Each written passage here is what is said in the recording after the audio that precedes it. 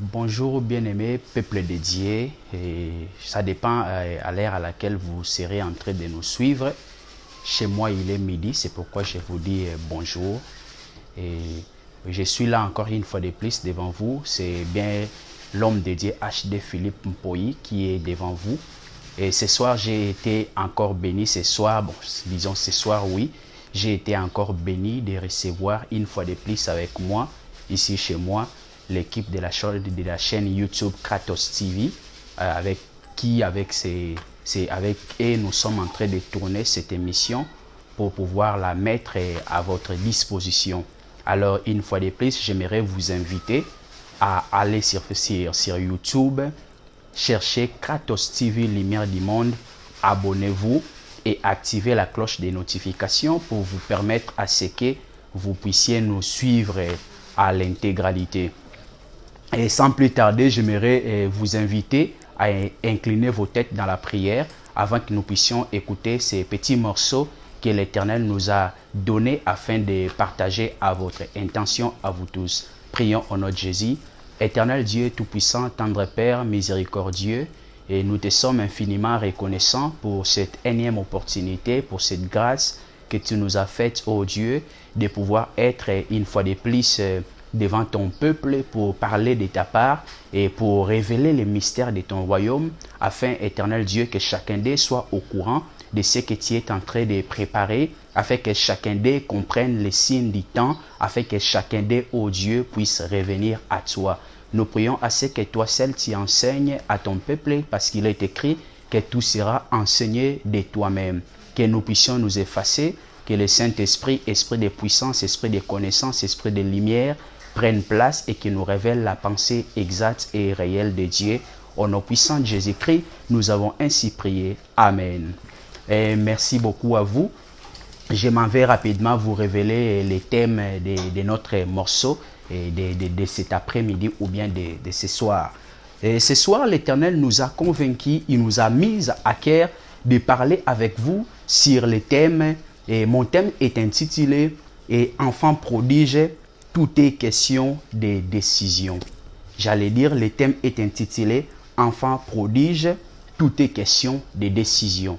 Et pour ça, nous allons plutôt vous proposer le livre de Luc, le chapitre 15e, et nous allons lire du 11e verset jusqu'au 24e. J'étais en train de parler du livre de Luc, chapitre 15, et du verset 11e jusqu'au 24e. Luc, chapitre 15, du 11e verset jusqu'au 24e.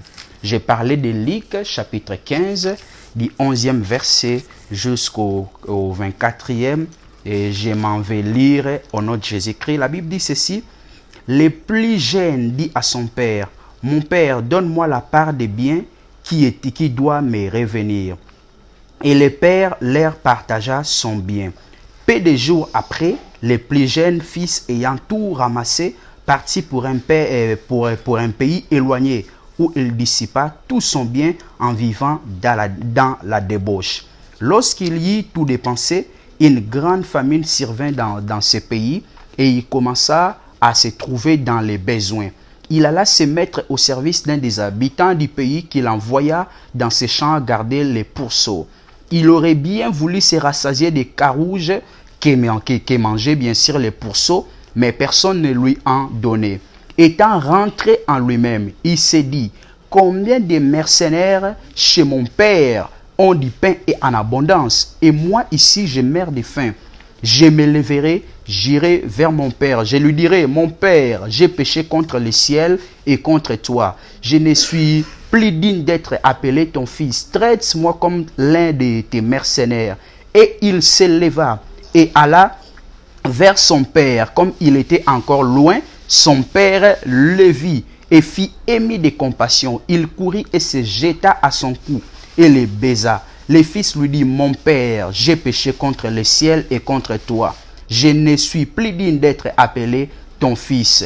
J'aimerais bel et bien me limiter là. Comme je le disais, le but en fait de ce message, nous voulons vous montrer, peuple de Dieu, et en fait au travers de cette parabole, nous voulons vous faire voir l'activité de l'amour de Dieu. Et cet amour de Dieu par son activité, cet amour de Dieu qui se montre toujours prêt à soutenir les pécheurs malgré qu'il emprunte un chemin qui ne donne pas gloire à Dieu. Et dans cette parabole, nous sommes en train de voir bel et bien un père qui a donné une partie de son héritage à son fils. Son fils alla plutôt, j'allais dire, loin de la maison du père, et son fils amassa tout ce qu'il avait, il utilisa dans la débauche et il fit tomber dans les besoins, et il prit la résolution de revenir au père. Mais dans cette parabole, nous voyons comment est-ce que le père, malgré que son fils avait demandé une partie de l'héritage, mais quand le fils a eu à cœur de revenir vers lui,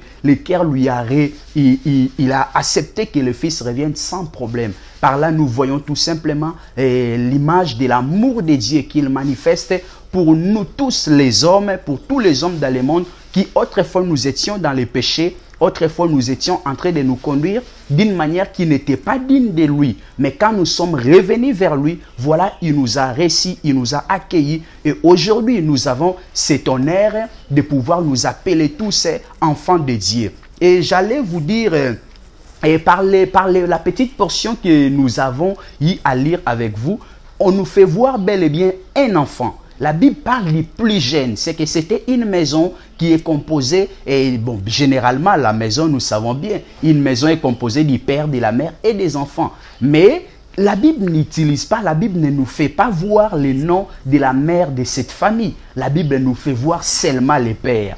Alors, nous n'allons pas aussi entrer dans ces plus amples détails. Pourquoi? Parce que la Bible n'a pas mentionné la mère. Si la Bible ne mentionne pas la mère, c'est que la mère, dans ces passages, n'avait rien à nous enseigner ou n'avait aucune information à nous livrer. C'est pourquoi Dieu, il a seulement parlé du père qui avait des fils. Et la Bible nous parle du plus jeune, le plus jeune enfant.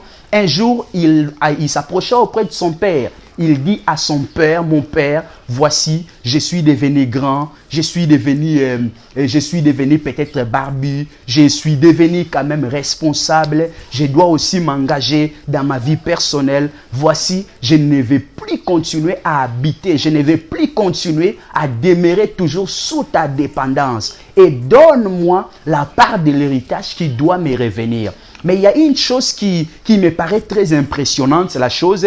Pourquoi? C'est que les fils avaient une connaissance exacte de l'héritage. Donc, ils savaient bel et bien ce que c'était vraiment l'héritage. C'est pourquoi, avant de partir loin de son père, il s'approcha auprès du père et il demande au père de lui donner la part de son héritage. Et j'allais vous dire, bien aimé, en passant, c'est que l'état de ces fils qui connaît en fait ce que c'est l'héritage me rappelle bel et bien de nous enfants de Dieu, de nous chrétiens. La Bible dit nous sommes héritiers de Dieu et nous sommes co-héritiers avec Christ. Avec Jésus-Christ de Nazareth, nous sommes co-héritiers, mais avec Dieu, nous sommes héritiers. Cela veut dire quoi en fait? Si nous sommes enfants de Dieu, c'est que nous avons aussi un héritage qui est attaché à la relation que nous avons en tant que fils auprès de Dieu.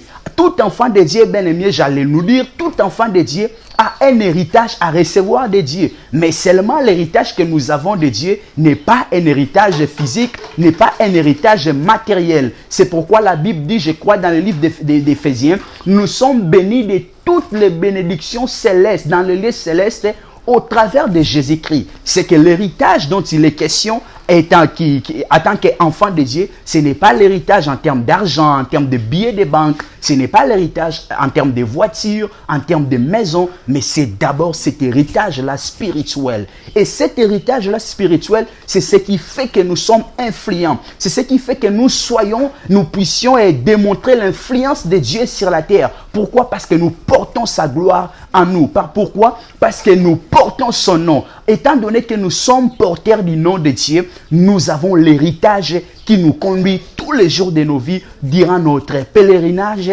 ici sur la terre. Mais nous allons remarquer ceci. La vie de cet enfant est divisée en deux parties. La première partie, ça nous parle de l'enfant auprès du père, c'est-à-dire l'enfant sous la dépendance de son père. Et la deuxième partie de cet enfant nous parle de l'enfant sous l'indépendance, donc pendant son indépendance de son père. C'est ça la vie de cet enfant. Auprès du père, quand il était encore dans la maison du père, il pouvait être sous le contrôle total de son père. Mais quand il a quitté la maison de son père, il n'était plus sous la dépendance de son père. Il pouvait faire tout ce qui lui semblait beau parce qu'il n'avait plus personne qui pouvait le surveiller. Il n'avait plus personne qui pouvait lui maîtriser pour qu'il puisse faire selon que la personne voulait. Ah, mais cet enfant a demandé l'indépendance. Mais nous allons vous expliquer en fait ce que ces paraboles a voulu réellement nous dire. Et l'enfant est parti dans une terre, dans un pays, comme je pouvais le dire d'ailleurs, un pays éloigné du lieu où habitait son père. Ah ben, vous allez remarquer avec moi, je vais expliquer en quelque sorte. Cet enfant qui a quitté son père pour aller dans un pays très éloigné nous fait tout simplement voir un jeune homme qui se décide de donner le dos à son père, qui se décide de mettre à côté la maison de son père, qui se décide de se débarrasser de son père pour tourner et se regarder vers un autre endroit. Cela nous fait voir tout simplement un homme, l'homme qui est Adam par exemple, qui était en train de vivre toujours sous la couverture de Dieu, qui était en train de vivre toujours sous la gloire de Dieu. Mais un jour, alors que Adam est tombé dans le péché, il a quitté le lieu habituel où Dieu est en train de venir pour lui voir. C'est pourquoi vous allez le remarquer, le Dieu omniscient, le Dieu omnipotent, le Dieu qui est toujours puissant. Et ce jour-là, Dieu est venu, il demande Adam, où es-tu? Mais si ce Dieu-là est omniscient, il est omnipotent et omniprésent, mais comment pouvait-il encore demander à Adam où est-ce qu'il se retrouvait en ce moment-là précis? C'est que tout simplement, Adam avait quitté le contrôle de Dieu. Adam avait quitté la dépendance de Dieu. Et dans ce passage, nous voyons aussi cette image où un enfant quitte la dépendance de son père, où il part dans un endroit très éloigné. Aujourd'hui, cet enfant, c'est toute l'image d'un pécheur. Un pécheur qui part dans un endroit très éloigné. Les pays très éloignés, aujourd'hui, c'est le monde. Quand on décide d'abandonner Dieu pour aller dans un pays très éloigné, ça nous fait tout simplement allusion au monde. Quand on quitte la volonté de Dieu, on part s'attacher, on part se rallier à tout le plaisir du monde, on part se rallier à tout ce qui ne donne pas gloire à Dieu. C'est par là, il y a une séparation entre Dieu et le monde. Et les pays très éloignés, c'est ce monde-là qui est séparé à la volonté de Dieu. C'est ce monde-là, comme je peux aussi le dire, qui est en contradiction avec la pensée ou la volonté de Dieu pour chacun de nous. Mais nous allons remarquer, quand cet enfant est allé plus tard, il se retrouva dans un état où il a tout dépensé. Il a dépensé la part de l'héritage que le Père lui avait confié. Alors il se retrouva dans les besoins. Alléluia, peuple de Dieu. J'allais dire à quelqu'un, j'allais dire à chacun, à toute personne qui serait en train de me suivre, j'allais tout simplement te dire ceci. En l'homme, Dieu a placé un héritage. Et cet héritage-là, c'est en fait la pensée de l'éternité. C'est comme la Bible dit, je crois dans le livre d'Ecclésiaste ou quelque part, Dieu a placé dans chacun de nous la pensée de l'éternité. Il a placé dans l'homme une dose de la spiritualité. Mais chaque fois, la spiritualité que Dieu a placée dans l'homme, c'est comme un vide. C'est comme une soif. C'est pourquoi vous allez remarquer que tout homme a toujours soif de la spiritualité ou de la divinité. Et vous allez remarquer même nos ancêtres dans les temps passés, ils ont utilisé les statues, les monuments, les idoles. Pourquoi? Parce que dans l'homme, il y a un vide, il y a une pensée de l'éternité que Dieu a placée dans l'homme. Et quand l'homme se trouve il se trouve pas à mesure de satisfaire ce vide-là ou de remplir ce vide-là utilement, c'est alors qu'il court vers l'idolâtrie, c'est alors qu'il court vers les dieux étrangers, c'est alors qu'il devient même polythéiste. Mais alors que Dieu a créé l'homme, il a placé cette pensée d'éternité pour que l'homme se rende toujours compte qu'il a chaque fois dans sa vie besoin de Dieu afin de pouvoir mener très bien sa vie. Alors, les vies que Dieu a placées dans l'homme, comme je peux le dire aujourd'hui, l'héritage que Dieu a placé dans l'homme, fait que chaque fois que l'homme se détache de Dieu, et l'homme n'a jamais été dans la paix. Chaque fois que l'homme décide de quitter la volonté de Dieu, il se laisse toujours à la merci de l'ennemi. Alors, peuple de Dieu, j'aimerais dire à quelqu'un aujourd'hui qui a pris une décision, peut-être qui est en train de faire quelque chose, ou consciemment tu sais que la chose n'est pas ce que Dieu attend de toi, ou consciemment tu sais et tu réalises réellement que la chose là n'est pas la volonté de Dieu, et petit à petit tu te détaches de Dieu et tu perds tout ce que Dieu a placé en toi. Et ce que je dis aujourd'hui là, dans cette parabole, c'était en termes de moyens financiers. Mais ici, l'héritage que Dieu a placé en nous, ce n'est pas en termes de moyens financiers, mais c'est quelque chose qui est, comme on peut le voir, quelque chose qui est spirituel. Et l'homme a toujours tendance, à un moment de sa vie, à se débarrasser un peu de Dieu. Quand il se trouve en bonne santé, quand il se trouve qu'il a beaucoup d'argent, quand il se trouve qu'il a beaucoup de moyens, alors il se dit, ah non, mais à quoi est-ce que Dieu me servirait? Et il y a même des philosophes qui ont dit que Dieu n'existait pas. Et il y a même des gens qui ont déclaré tout haut que Dieu n'existait pas. J'aimerais dire à quelqu'un, même si tu es licencié, je ne sais pas à quelle université prestigieuse du monde, je sais pas l'université de Pennsylvanie, l'université de Columbia, l'université de Kinshasa ou partout dans le monde, malgré tes titres académiques, malgré ton niveau en termes de moyens financiers, malgré tout ce que tu peux avoir, sache qu'il y a un vide dans l'homme et ce vide se remplit seulement par la présence de Dieu. Sans Dieu, l'homme se trouve à la merci de l'ennemi. Nous ne prions pas parce que nous sommes pauvres. Nous ne prions pas parce que nous sommes en train de nous retrouver dans une situation sociale qui n'est pas favorable. Alors on se dit, prions Dieu. Non, nous ne prions pas à cause de notre situation sociale d'abord, mais nous prions parce que nous sommes conscients que nous dépendons de Dieu. Sans Dieu, nous ne pouvons rien faire. Alors cet enfant s'est décidé comme ça de quitter le père. Mais à un moment de la vie, il trouve qu'il y avait une famine qui lui a tellement frappé. Alors il n'avait pas de moyens pour s'y vivre, pour s'en sortir de la vie. Mais malgré tout, cette famine n'a pas toujours donné à cet enfant la conscience active afin qu'il se décide de revenir vers son père. Mais alors, l'enfant a continué encore ses recherches. Il se pouvait se dire, bon, Naza Mobali, bon, je suis un homme, je suis fort. Je vais utiliser tous mes moyens qu'il faut, de façon que je me prenne en charge. Je ne rentrerai pas dans la maison de mon père, des pères que mon frère, des pères que mes parents, des pères que tous ces gens-là qui m'ont vu quitter, à se mettre à se moquer de moi. Et cet enfant a pris la résolution de partir chercher du boulot. Mais alors, dans le pays où il s'est retrouvé, il a encore trouvé un citoyen. Et ce citoyen-là lui donnant la charge de paître les pourceaux, ses pourceaux. Alors cet enfant s'est mis à paître les pourceaux de ses citoyens. Bien aimé, j'aimerais te dire, les citoyens qui est loin de ce pays, qui te donne le travail pour te consoler, afin que tu te voies ou que tu te rendes toujours capable de dire que non, même si Dieu n'est pas là, je saurai me prendre en charge. Ces citoyens-là, c'est l'image du diable qui cherchera toujours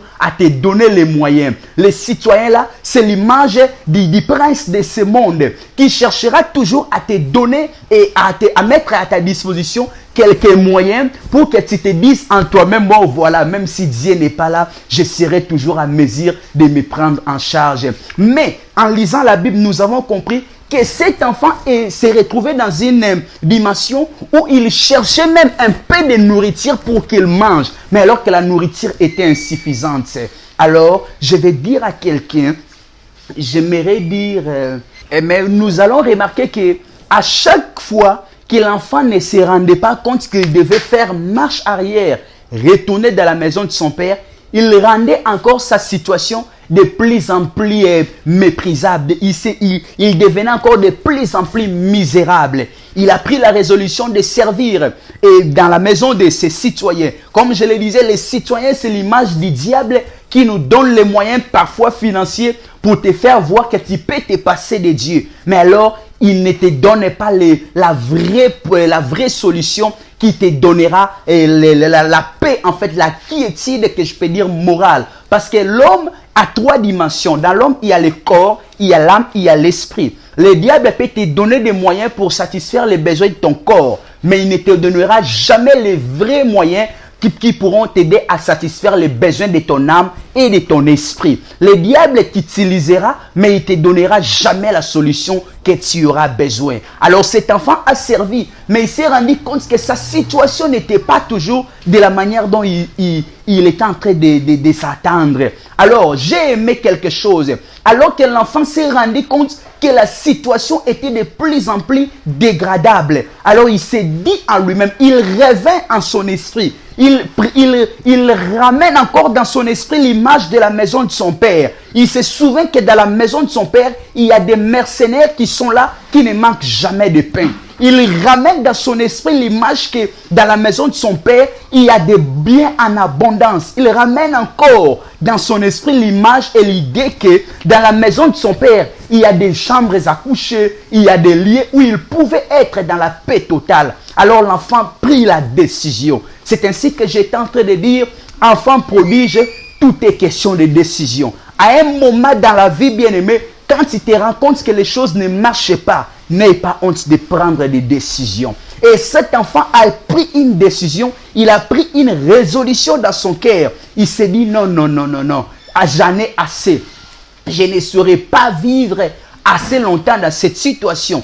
Ainsi, je me lèverai. J'aime cette phrase. Il dit, je me lèverai. J'irai vers mon père. Je lui dirai, Père, j'ai péché contre toi. Quand l'enfant dit, je me lèverai, j'irai vers mon père, je lui dirai, Père, j'ai péché contre toi. C'est la preuve que l'enfant se remet à l'esprit qu'il avait réellement péché. C'est la reconnaissance. Pour accéder à la repentance de Dieu, il faut d'abord reconnaître son péché. Il y a beaucoup qui cherchent la repentance, qui cherchent le pardon, mais qui ne trouvent pas la repentance ou le pardon jusque-là. C'est parce qu'ils n'ont pas encore repris conscience ou ils ne se sont pas encore rendus compte réellement du péché qu'ils ont commis. Ils n'ont pas reconnu le péché. La Bible dit, si nous confessons nos péchés, si nous reconnaissons que nous avons péché, il est juste et fidèle pour nous pardonner. Alors beaucoup n'ont pas encore pris conscience, ils ne reconnaissent pas encore leur péché. Cet enfant a reconnu qu'il avait péché. Alors il s'est dit, j'irai avec une attitude d'humilité.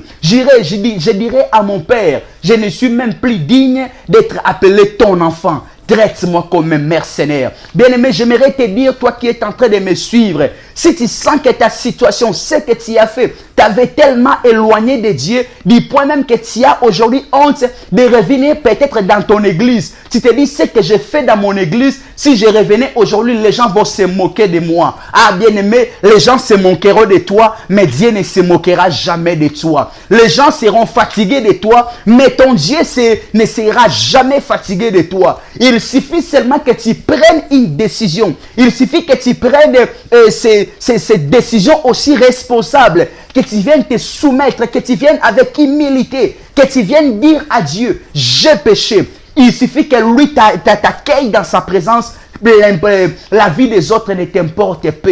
Alors j'aimerais te dire, si tu peux faire comme cet enfant prodige qui a décidé, qui s'est décidé, il dit non, non, non, non, non, je me lèverai et je vais rentrer dans la maison de mon père. Bien aimé, ce soir, je vais dire à quelqu'un qu'il n'y a pas un lieu où tu vivras mieux que dans la maison de Dieu. Il n'y a pas un endroit où tu vivras en paix que dans la présence de Dieu. Si tu te réjouis peut-être aujourd'hui de ce que tu fais, ah bien aimé, laisse-moi te dire ce soir ou cet après-midi ou ce matin, selon l'heure que tu me suis, le bien de ce monde ou le plaisir de ce monde ne te rassasieront que pendant un petit moment. Mais tu te rendras compte encore après que tu seras dans le besoin. Et le véritable besoin que tu dois combler d'abord, c'est le besoin du sauveur. Le besoin du sauveur, c'est-à-dire l'homme était dans le péché et il a eu besoin qu'un sauveur les ramène dans la maison du Père. Aujourd'hui, nous avons notre sauveur qui est Jésus-Christ. Au travers de lui, nous pouvons revenir dans la maison de notre Père qui est Dieu lui-même. Alors j'aimerais te dire, décide-toi, quelle que soit l'ampleur de ton péché, quelle que soit l'ampleur de ce que tu es en train de faire aujourd'hui, quel que soit le mode de vie que tu as emprunté aujourd'hui, j'aimerais te rassurer. Dieu va t'accueillir. Il nous a donné une très belle illustration dans ce passage. C'est que quand l'enfant était en train de revenir, il se disait, mon père, traite-moi même comme l'un de tes mercenaires. Mais le père est sorti de la maison. Le père était tellement content. Il dit, non, non, non, tu ne seras pas un mercenaire, mais je te récupère comme mon enfant. Tu ne seras pas un serviteur. Je ne te prends pas comme un esclave, mais je te remets encore dans ta place de serviteur. J'aimerais te dire, l'adoption dont la Bible est en train de parler dans Romains, c'est de ça qu'il s'agit. Il s'agit de quelqu'un qui était mort, qui était parti loin du Père, mais qui revient et dans la maison du Père. C'est ça l'adoption dont la Bible est en train de nous parler dans le livre des Romains. L'adoption, l'adoption, bien-aimé, est possible seulement quand tu prends la décision. Tu dis non, Jésus-Christ est mort pour moi. J'aimerais que tu prennes conscience ce soir, que tu dises non, cette vie n'équivaut plus à ce que je dois vivre. Je dois vivre la vie d'un roi. Bien-aimé, l'enfant était en train de servir dans la maison d'un homme qui, dans cette maison, il était en train de s'occuper des pourceaux. Mais dans la maison du Père, il était responsable de beaucoup de choses. Bien-aimés frères et sœurs, je m'en vais te dire ce soir, ce matin, je m'en vais te dire que Dieu a besoin de toi.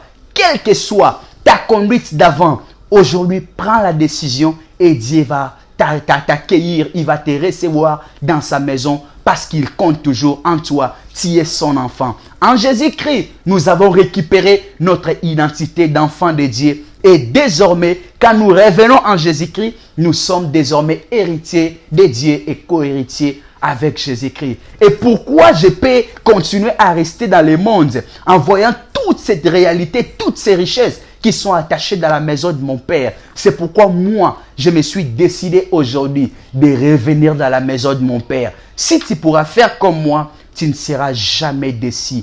Reviens dans la maison de ton Père.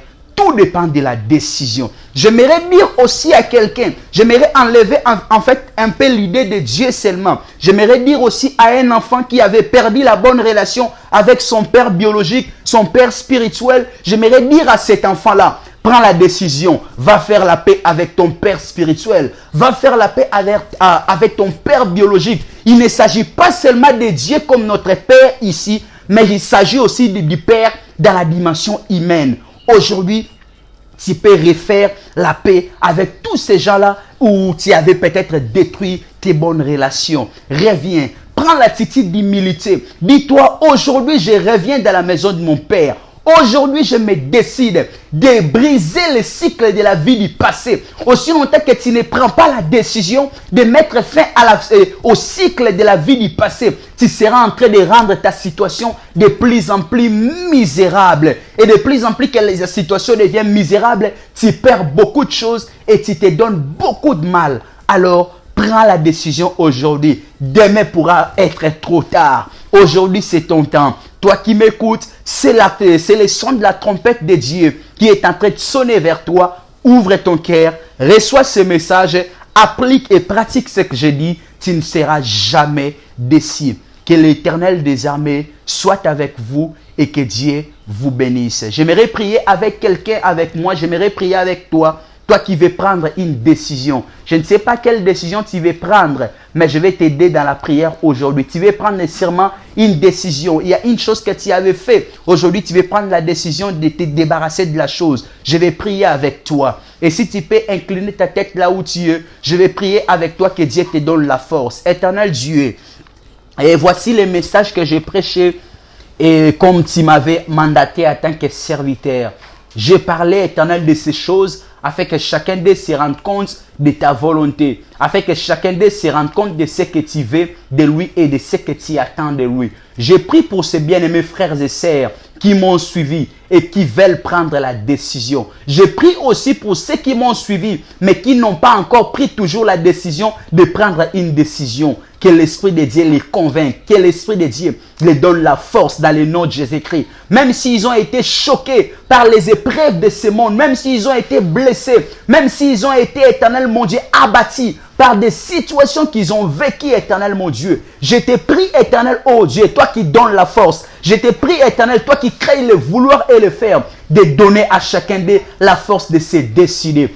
Aujourd'hui, qu'ils prennent la décision d'abandonner, de donner le dos. De la même manière, l'autre fois, ils avaient donné le dos à la maison du Père. Aujourd'hui, qu'ils donnent aussi le dos à toutes ces choses à quoi ils étaient attachés pour qu'ils reviennent dans la maison du Père. Dans le nom de Jésus-Christ, Saint-Esprit, scelle ce message dans les cœurs de chacun de nous. Dans le nom puissant de Jésus-Christ, nous avons ainsi prié. Amen, amen, amen. Et merci beaucoup. Merci à vous d'avoir disposé vos temps pour pouvoir me suivre. Comme je l'avais dit au départ, si vous voulez nous suivre en intégralité, allez sur YouTube, cherchez Kratos TV Lumière du Monde, abonnez-vous massivement et activez la cloche de notification pour pouvoir nous suivre en intégralité. Et ceux qui aimeront aussi nous suivre sur Facebook, allez sur Facebook, tapez HD Philippe Mpoyi, cliquez sur j'aime. Et si vous voulez vous mettre directement en contact avec nous, écrivez-nous un message via la messagerie de la page et on ne manquera pas de vous répondre. Que Dieu vous bénisse, soyez en paix, que la paix de l'Éternel Shalom soit avec vous. Au nom de Jésus, Amen. Et ceux qui voudront aussi passer des moments forts avec nous dans la chaîne YouTube Kratos TV, ou ceux qui voudront aussi faire passer des émissions et vous avez un message, vous avez une idée, une pensée à pouvoir donner, des émissions ou quoi que vous voudrez, écrivez-nous. Et il y a un numéro qui va s'afficher au bas et sur une bande, je crois, au bas de cette vidéo. Entrez directement en contact avec la chaîne YouTube Kratos TV et on ne manquera pas de vous répondre. Soyez bénis, que l'Éternel soit avec vous.